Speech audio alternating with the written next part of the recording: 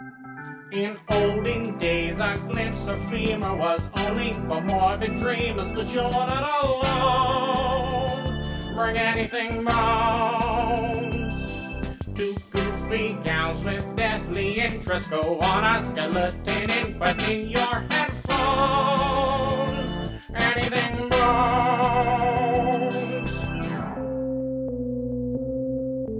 Hello and welcome to Anything Bones. I'm Sophie Schwartz. And I'm Katelyn Hart.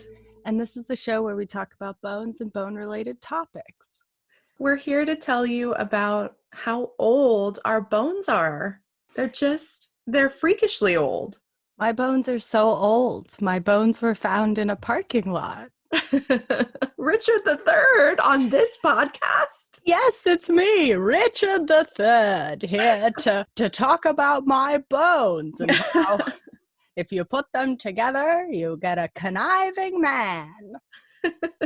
Yeah, do we like him? I can't remember. I don't think that he was as bad as he's portrayed in the play, but I have hot and cold with Richard III because it was the first Shakespeare play I saw like in person, and it was really gory. It was at Cal Shakes, and they do a really good job, and it was super gory, and people's heads were getting chopped off like left, right, and center.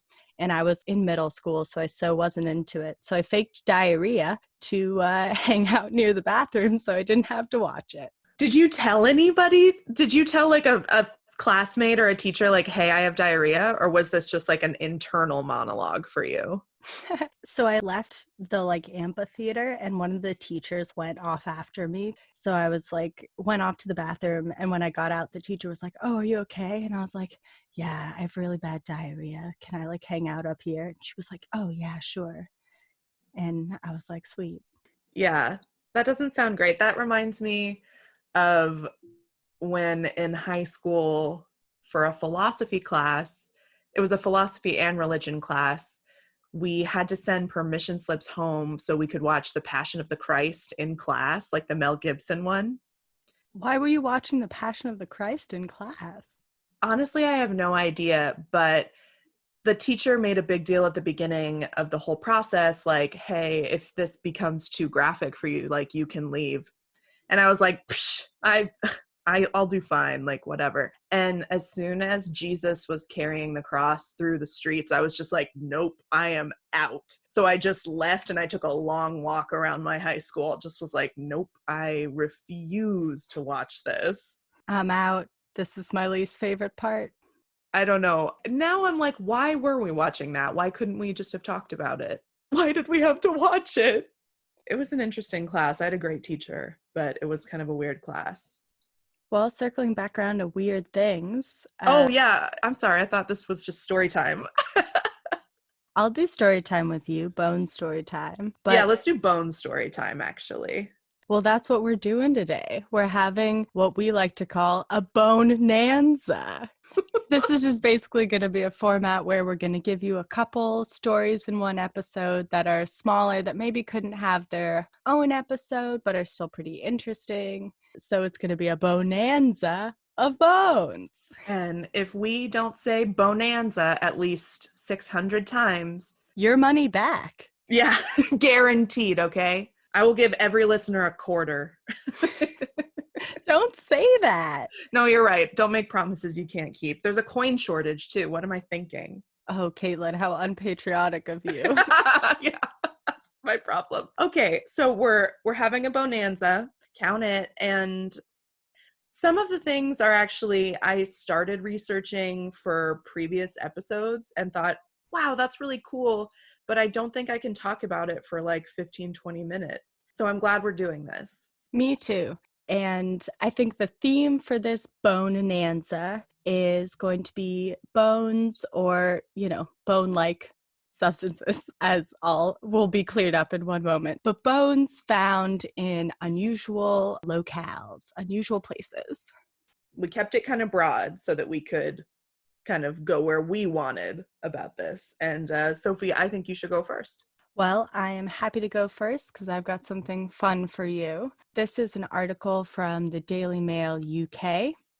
Teen buys $5 thrift shop teddy bear for his sister, but is mortified to find inside an urn full of somebody's ashes. No. Yes. This article was written by James Gordon, and the story is from 2014. But basically, the gist of it was this boy from Alabama went to this thrift shop, and he found this cute little teddy bear, and he bought it for his little sister. And when he was feeling the teddy bear after he bought it, he realized there was something hard in there. And he was like, oh shit, and unzipped the back of the teddy bear and pulled out this maybe like 3 or 4 inch high, 2 or 3 inches in diameter little urn. You can look up pictures of this. Maybe we'll pop that on the Instagram. But he pulled out this little urn filled with human remains that was inside this teddy bear. And, you know, they went on the news to talk about it. And they're really nice people because they were like, yeah, we don't want to keep this. We want to give it back to the person who it belongs to. We don't want to keep this at all. Like, oh my God, that somebody should be missing that. Yeah. And they were very nice. They were like, it could be someone's, you know, parent, or it could be someone's child. And they just really want to get it back to the people who it belongs to. And they contacted several funeral homes to see if anyone had made something like this, but they didn't have any leads and no one remembers who donated it. It's kind of sad. Yeah. So it's unsolved? Yeah. Oh my God. Damn it. What year was this again? This is 2014. So if you're listening to this and you donated a teddy bear full of human remains, someone found it. In Alabama? Yeah, from a thrift shop called the Second Chance Thrift Shop in Dothan, Alabama. So if that's near you, keep an eye out, I guess, or an ear out. Oh my God.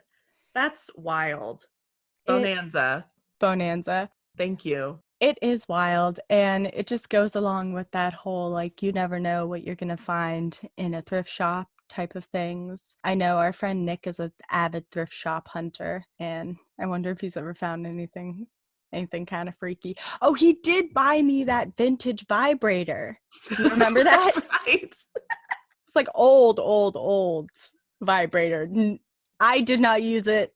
I hoped it wasn't used. I didn't touch it a lot. I actually abandoned it. Anyway, urn full of ashes. Wow. Okay. Are you ready for the next Bone-anza? Hit me with a good old-fashioned Bone-anza. This one is, okay, I wouldn't say yours was lighthearted, but it's on the lighter side. We're getting a little dark with this one. Okay. This is from the New York Times. Heard of it? No. Well, I can promise you it has a good reputation. This is from July 15th, 2013. The title is In Cluttered Home, A Dark Secret 3 Decades Old. This is by Vivian Yee. This is about a house where an old man named James Nichols died in December 2019. He was 82 years old, and his neighbors contacted the police to do like a welfare check after they hadn't seen him out and about for several days. It sounds to me like he was pretty sickly, but he also really kept to himself and nobody really ever saw him.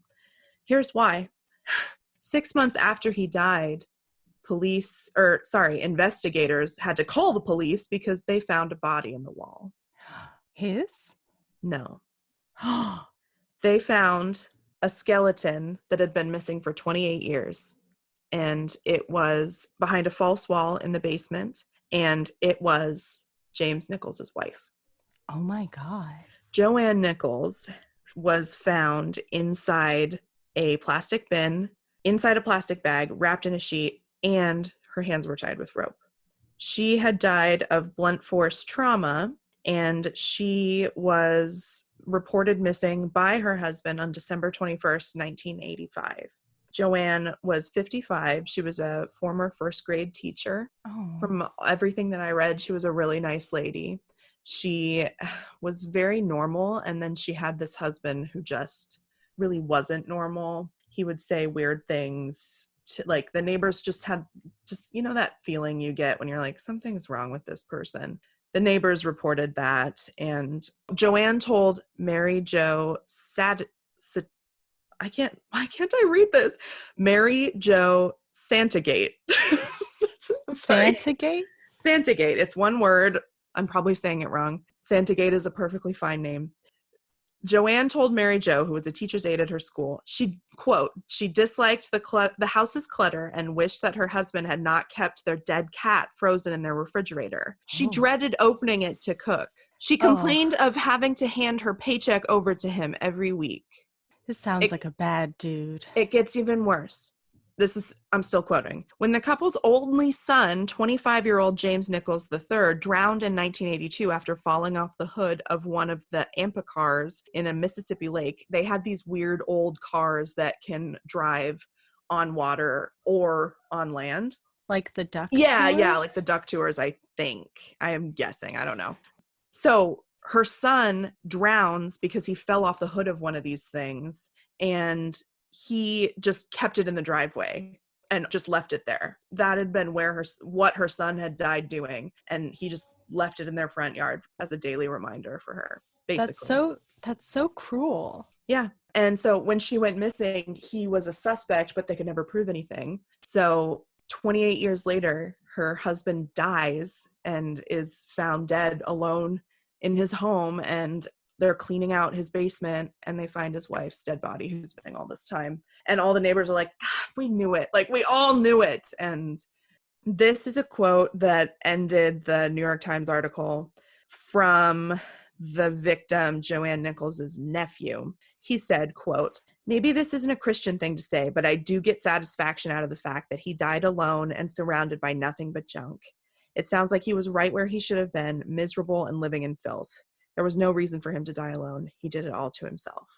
End quote. Well, I think he pretty much, in his very unchristian statement, he said it best. I mean, how else could you feel if he murdered this guy's aunt and got away with it, and, couldn't move probably because he didn't want to get discovered with the body in his basement. Yeah. If movers are in and out of your house, that's probably going to be found out. I guess he probably just thought, oh, no, I'm going to sit on this house. And then he died in it. And that's that. Yeah, that's nuts. I supplemented the New York Times article also with an article from CNN, which is by Lawrence Crook. It's from July 3rd, 2013. The headline is "Missing Woman's Body Found 28 Years Later Behind False Wall." Anyway, Bone-anza.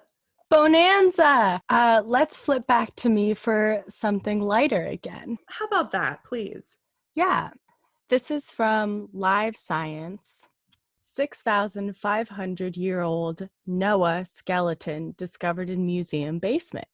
What? I love these kind of stories because museums are such a fascinating place to me because they receive these donations, right? Like from the time that they start up to the present. They're getting donations, and, in the early days of museums, they don't catalog as well as they do now. They actually found these remains because they were digitizing all of their records and stuff. But sometimes museums just find shit in their collections where they're like, does anyone know what this is or where it came from? Can somebody shed some light on this, please? Because we have it, and it's ours, and we need to do something with it.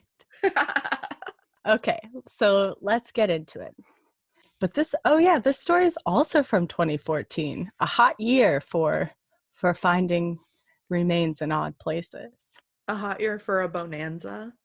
All right. This is from the article by Elizabeth Palermo. Mm-hmm. Scientists at Penn Museum in Philadelphia recently discovered a 6,500-year-old human skeleton that's been boxed up in the basement for 85 years. Tucked away in a storeroom, the wooden box had no identifying numbers or catalog cards, but a recent effort to digitize some of the museum's old records brought forth new information about the mysterious box's history and the skeleton nicknamed Noah. So these human remains, they were originally unearthed in 1929/1930 at this site in Ur, which is in modern-day Iraq, by Sir Leonard Woolley and his team of archaeologists from Penn and British museums. Woolsey's excavation is best known for uncovering the famous Mesopotamian royal cemetery, which includes hundreds of graves and 16 tombs filled with cultural artifacts. And so even though when they were unearthing all of these graves, which are from the Ubaid period, I'm sorry, I'm not an archaeologist, but that's roughly 5,500 BC to 4,000 BC. Okay, So, long time. long time. Old skeletons. Very old. Thank you for coming. Very old. Thank you for coming. You've made it a long way. These remains are pretty rare in the time, but Woolsey, the guy, decided that he was only going to take one skeleton from there, which is like, in this time, people were taking skeletons left, right, and center and sending them places that they shouldn't be going. So taking one skeleton is kind of weird because typical white archaeology in this time was like, we can go anywhere and take anyone's human remains because we are fancy colonialists and we're doing it for science. Sure. Assholes. You know that vibe. Yeah, total assholes. But so he decided that he was going to take these bones and he was going to coat them in, like, the bones and the surrounding soil in wax, and then box them up, send them to London, and then to Philadelphia. And there was like a list of all the artifacts that showed where they were going. Half of them were going to remain in Iraq, and the other were going to be split between London and Philadelphia. And one of these lists said that the Penn Museum was going to get a tray of mud from the excavation as well as 2 skeletons. Now, fast forward to 2014. Sure. So William Halford, the project manager responsible for digitizing the museum's record, he saw the list and he saw that one of the 2 skeletons, he didn't know where that skeleton was. He was like, ooh, do we have this? It says we have this, but do we have this? Sure. And so he goes back into the database and he sees that someone in the 90s had recorded one of the skeletons as not accounted for. But it was accounted for. At some point, but now it isn't. Huh. So our guy in 2014, William, goes to Janet Mong? Our friend Janet. Sorry.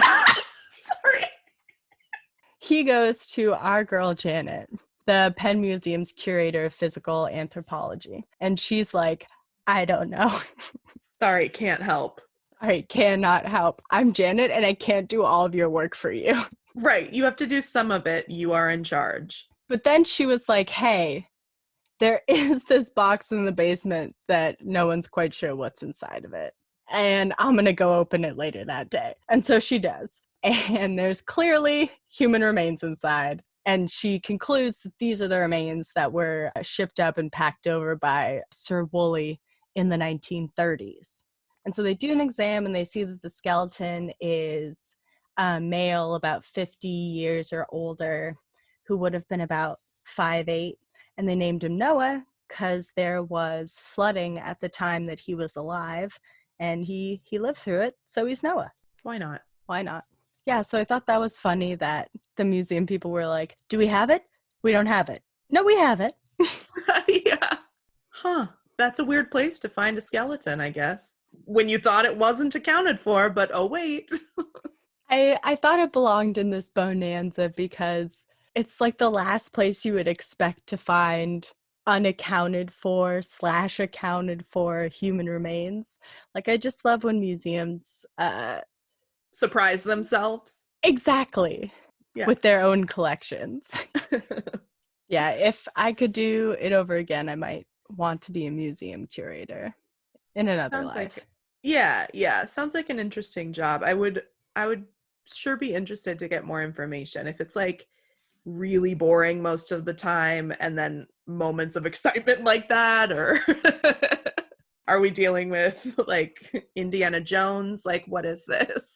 Yeah, I think most museum curators, they've got, their whip on one hip and they've got their clicky pen in the other, and they're ready to solve an archaeological mystery. Yeah, I think we're off a little bit because I know now that I'm thinking about it, Indiana Jones was a professor, but he was smart, so, you know. Same difference. He had the sandbag and he swished it with the thing. It's fine.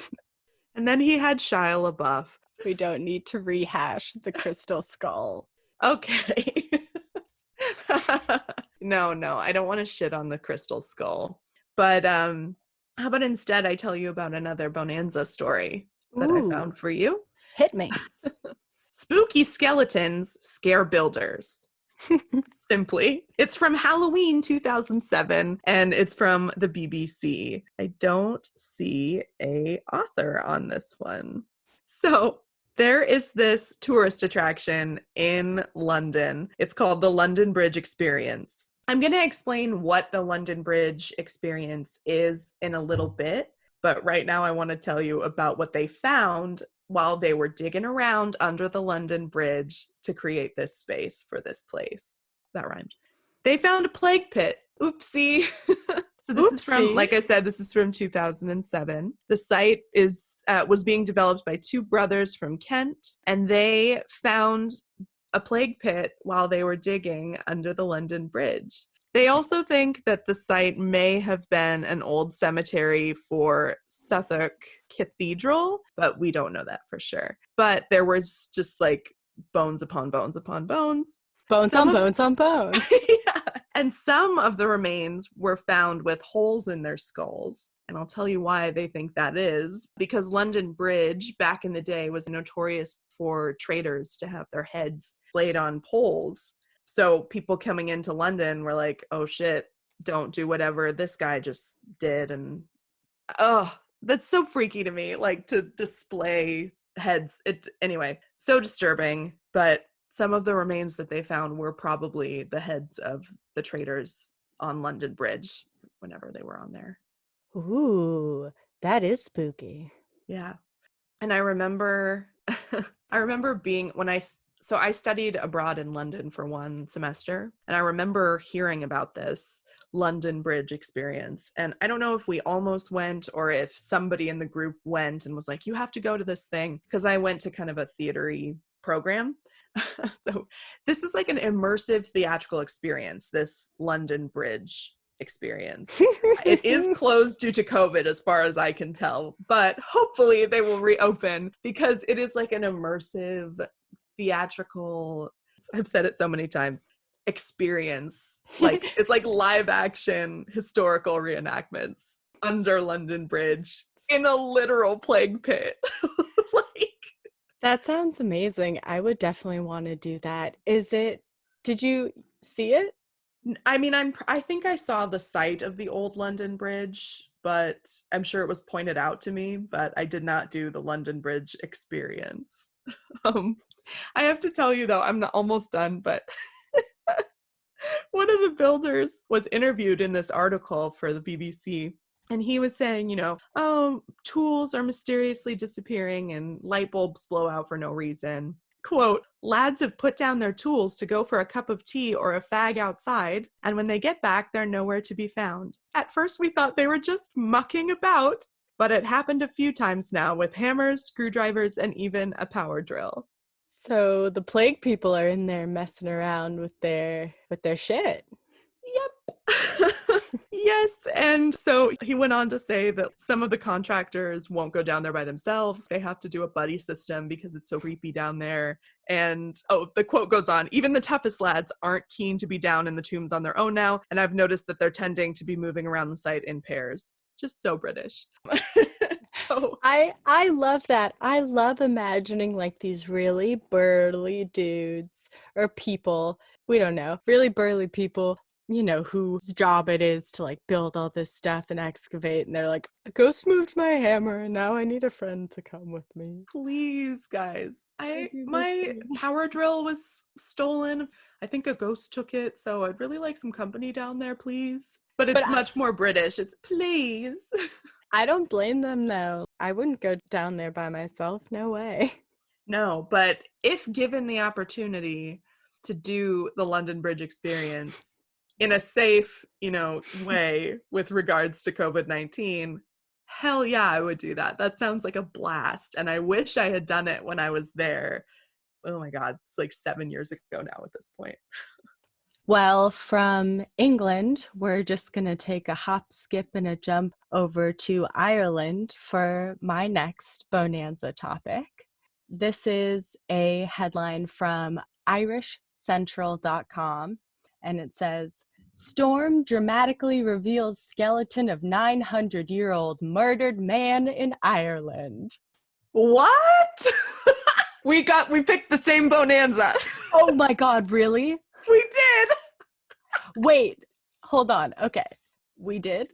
Yeah, I picked that story too. I picked it from history.com. That is so funny. That's so funny. Oh my God. Should we keep doing it? Yeah, of course. We have some great group mind, the two of us. Please continue though. Okay, and feel free to add any tidbits in. Sure. Okay, so I do have from this article that I guess, as you know, in 2014, which is funny because I was in Ireland in 2014. Oh yeah, you were. I just realized that right now as I was reading this. So in 2014 in County Sligo, they had a big storm and it ripped up this tree. And as it was ripping the tree out of the ground, there was a skeleton whose upper torso and limbs were caught in the roots of the tree. And so when it was ripped out of the ground, he was basically pulled in half, kind of. And so it says in the article, the remains are believed to be that of a young male who suffered a violent death. His skeleton shows evidence of cut marks on his ribs and hand, suggesting that he was fleeing an attacker. So they think that he was getting chased or had been in a fight recently before his death. Okay, wait, did we use the exact same source? Because mine was history.com and the headline is Medieval Skeleton Rises from Grave with Uprooted Tree. Mine is from Irish Central, and I have Storm dramatically reveals skeleton of 900-year-old murdered man in Ireland. I gotta be honest, I like yours better. It really just like paints the picture even better. That's why I chose it. And there's this great quote from the Irish Times. So the National Monuments Service commissioned Sligo Leitrim Archaeological Services, or SLAS, to retrieve the disturbed remains. And so the Irish Times got a quote from Dr. Marion Dowd of SLAS. And she said, "As excavations go, this was certainly an unusual situation." Yeah, I'd say so. Wasn't it? I think I read in mine that it was like their first job or something. Like it was their kind of maiden voyage. And they were like, yeah, let's do this. Whose maiden voyage? The company that Marion Dowd started or works for. SLAS? I think so. Let me find it. This is a quote from history.com. Having just launched her own private firm, Sligo Leitrim Archaeological Services, Dowd couldn't have asked for a more bizarre maiden project. That's wonderful. I think that's got to be a good omen. I would think so. So radiocarbon dating places his death around the 11th or 12th century. So that's between like 1030 and 1200. That's old. And the poor guy had a tree planted on top of him way later.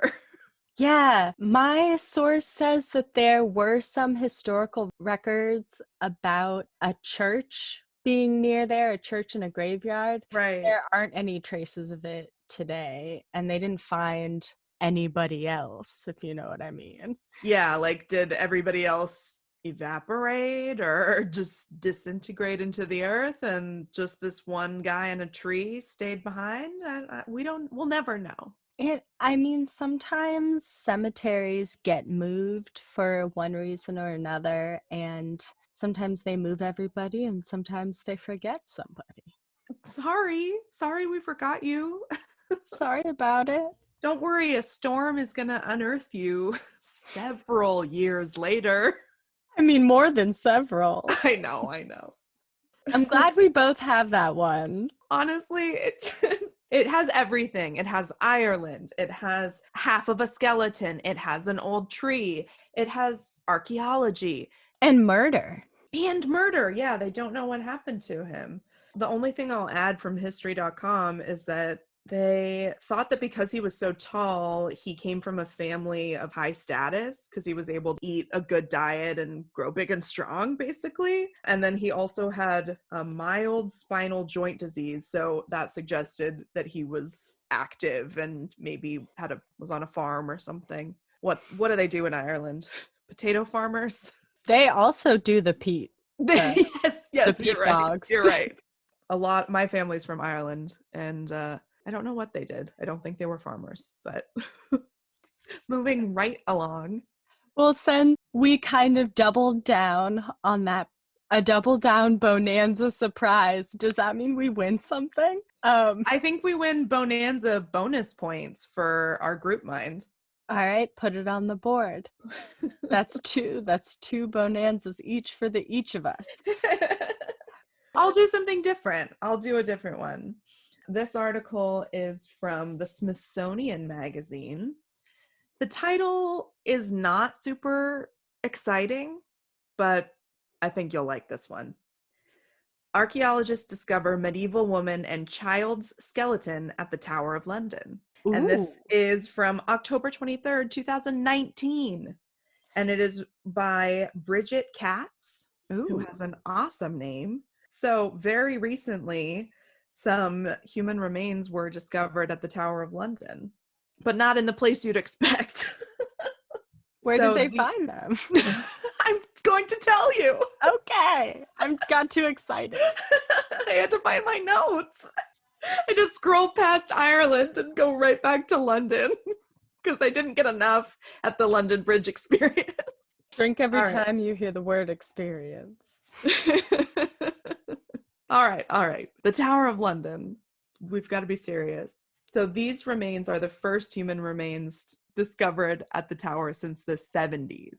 So pretty exciting. Yeah. So they were found in the chapel of St. Peter ad Vincula.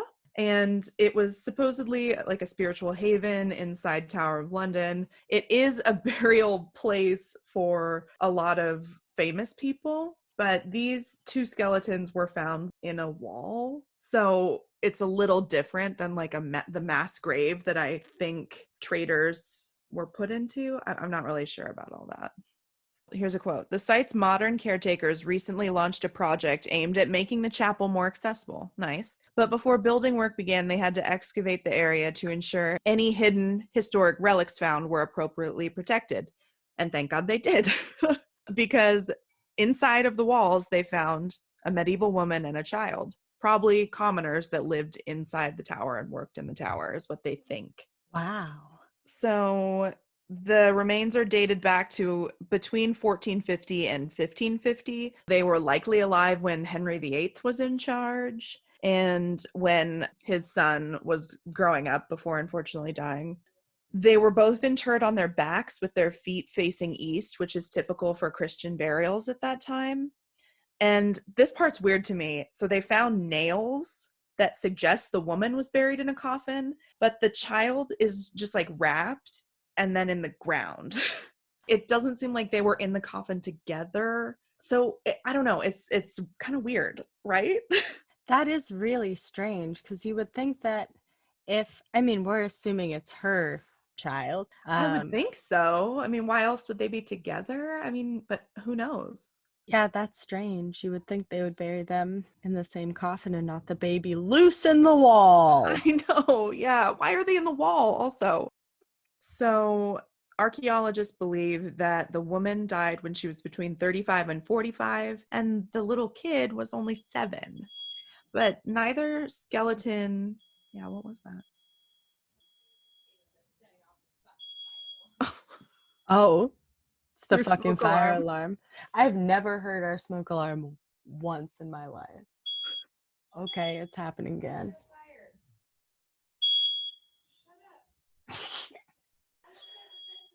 Hold for fire alarm. Okay, so let me just go back a little bit. Archaeologists believe that the woman died when she was between 35 and 45, and the little kid that was with her was only 7. Neither of them appear to have died violently. So again, they're thinking that they probably weren't prisoners, they weren't executed, but they might have been tied to the royal mint or the armories, or they could have been family members of soldiers that worked at the Tower of London. Both skeletons did display markers of illness. The woman had a bad back, they know, but that's really all they know about them. It's kind of a mystery what they're doing there and why. Maybe it was just a convenient place to put them, unfortunately. Maybe, or maybe someone wanted to give them a good burial and couldn't afford to or wasn't allowed to. So they put them somewhere they considered holy. Yeah, I mean, and hid them that, ooh, spooky, Soph. You know me. One little detail that I just really like, when they were doing this dig, the first thing that they found was a fragment of a dog skeleton. And they named the dog Jeff. Like our friend Jeff. Yeah. Everybody's got a friend Jeff, and we have one. We have 2. Oh yeah, we do have 2. Oh my God. We got 2 Jeffs. So that's the story of 2 medieval skeletons and Jeff the dog. That's wonderful. I mean, not wonderful that they were stuffed in a wall, but, you know, I thought it was very cool. Thank you. Yeah, I thought it was cool too. And the title didn't grab my attention right away, but I find the Tower of London really, really fascinating. I think I went there when I was 10 or 11, and I feel like that was one of the first places where I was like, this is spooky, scary as hell, and I'm here for it. Yeah. It's a museum it's also this historic site where all these terrible things happen to people, and I don't know, there's some weird macabre fascination with that site, and it really, really drew me in when I was there as a young teen. Same. I went to England when I was a tween to visit a friend, and we went to the Tower of London, and I remember getting a distinct creepy vibe from it, and it's covered in graffiti on the inside where prisoners were held, and I thought that was so cool that you could almost transport yourself back there by touching, I don't think you were allowed to touch it, but look at it and imagine someone scraping it in there and be like, fuck Henry VIII. Yeah.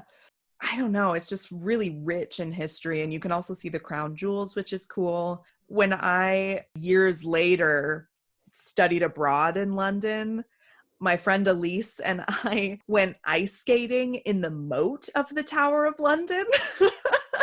That's awesome. I was like, what is this? This is so cool. They just put an ice skating rink in there for the holidays. Who knows if they still do this? This was 2013, I think, 2014. They had a whole ice skating rink there, and we just were floating around, and we were looking up, and you just were right next to the Tower of London, and it was all lit up, and it was Christmas, and it was so cool. That's so cool. But it also just makes me think of, there's got to be some gnarly shit at the bottom of that moat. Oh yeah, you're ice skating on top of a layer of ice, but there's just pure shit underneath. Beautiful. I couldn't stop thinking about it despite all the fun I was having. Cut that out. That's disgusting. Everything's Christmas and the water is turds. Well, a moat is a sewage system, like a sewer in medieval times. So there's some nasty stuff under there, but now you can go ice skating on top of it and it's totally sanitary. Sure. Hopefully. Nothing's gone wrong. Good to know. I hope one day to skate on the moat of the Tower of London with you. Yeah, we'll do that together. We have ice skated before, and I don't like it, but I will do it with you at the Tower of London once more. Did you beef it on the moat? No, okay, I'm a very careful ice skater, so I tend And now if I ever ice skate again, I'm going to beef it instantly. But I don't tend to fall on the ice. I'm too cautious to fall, if you know what I mean. And I take too many breaks. Like, Yes, you did love to do one circle of the ice rink and then go sit down. yeah, yeah. I liked waving as you passed by. I liked that. That was great. Well, to round out this bonanza, to bring us on home, Please. I will give you a headline that also poses you a question. Okay. Why was Benjamin Franklin's basement filled with skeletons? I don't know. Our Benjamin Franklin? The very same. The one on the $100 bill? Key, kite, electricity, bifocals, that guy. Okay, why was his basement full of skeletons? I'm gonna tell you. So this is an article from Smithsonian Mag, friend of the pod. Yeah, we got 2 on this bonanza. Yeah, thank you, Smithsonian Magazine. Thank you. And it's by Colin Schultz. So for about 20 years before the signing of the Declaration of Independence, Benjamin Franklin lived in London in this house at 36 Carvin Street. And so then in 1776, Franklin goes back to the United States to do founding father America things. Classic. And he leaves his house kind of to his protege. So fast forward to 1998, conservationists are trying to do some repairs on the Franklin house because they want to turn it into a museum, right? Yeah. Whoa, we went really far forward. 1998? Yeah. Oh my God. Okay. And so they're doing repairs to make this museum, and they find a 1 meter wide by 1 meter deep pit of over 1,200 pieces of bone. No. And all of these bone fragments belong to about 12 to 15 bodies. And What? 6 of them were kids. Oh no. And forensic evidence shows that these bones date back to being concurrent with Franklin's lifetime. So these were corpses when Franklin was a living person. Oh no. Benjamin Franklin, what did you do? Probably nothing. Oh, okay. Thank God. I know. It's so much less salacious than I want it to anyway. be. You can include it in the bonanza. I know. So like the most plausible explanation is probably that his like protege who he left the house to was running a secret anatomy school in the basement where he would dissect these corpses and teach other people about human anatomy, because in this time it was illegal to dissect people for scientific purposes. They usually only did dissections for like punishment. Yeah, not while they were alive. Oh, thank God. After they were dead. Although Sorry. Our listeners couldn't see, but I was making a face and Sophie had to head that off. Well, God, that would be horrific, wouldn't it? Oh, don't continue. And they were so bad at surgery. Oh. So this was the time of grave robbing. Most likely, this guy was getting corpses from a graveyard or from grave robbers who he would buy corpses from. So they didn't kill these people. These people were already dead, but they really weren't supposed to have them. But by having them, they did advance the study of anatomy. So it's, but you know, now it's legal to donate your body to science. But I would have loved it if Ben Franklin was a serial killer. That would have showed him. It would have showed him. It would have showed everybody. I'm glad he's not a serial killer. And I'm glad that he or his protege, fun word, maybe contributed to the education of early doctors or early scientists in some way. I like that. We like grave robbing for a purpose. I don't stand behind grave robbing. But they needed to rob graves to have bodies to dissect, to learn. Okay, I'll say that I stand behind grave robbing in the mid 1700s for scientific purposes Okay, only. okay. We say grave robbing is okay, but only if you time travel back to before the 1700s. Grave robbing is okay, but only if you time travel. That's Okay, that. okay. All right. So that was our first Bone-anza. I like this format. Fun to do kind of research light but also get to do research on multiple things in one episode. It's fun. Yeah, and we got double points for having the same Bone-anza. Yeah. Hopefully everyone doesn't mind that you started and ended this Bone-anza. Well, as I always say, if a Bone-anza breaks out, I'm going to start it and I'm going to end it. I've known this about you since day one, so no problem. Those were the first words I said to you. If there's a Bone-anza breakout here, I'm going to start it and I'm going to end it.